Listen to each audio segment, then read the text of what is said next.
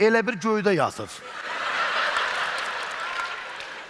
Elə bilsən ki, fikirləşir. Sabahlarım qanlı qayada.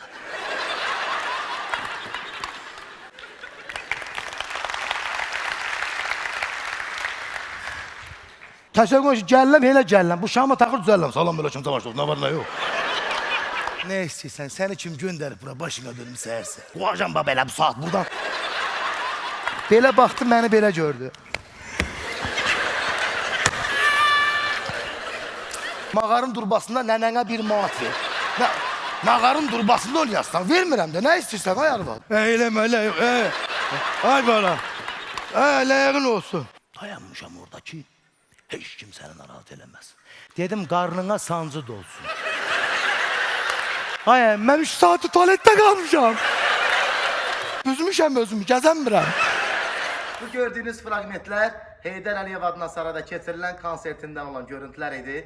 Əziz Sumqayıtlılar, inşallah 29 noyabr Sumqayıt şəhər Kimyaslar Sarayında, məhz bu möhtəşəm sarayda sizləri stand-up konsertinə gözləyirəm. Biletlər iTicket az saytına satışdadır. Biletlər hər kəsin cibinə uyğundur.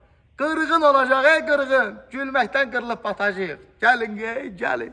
Vegan Məmmədovun təqdimatında stand-up show gəlir. Biletləri iTicket saytından əldə edə bilərsiniz. Tələsin, yerlər məhduddur.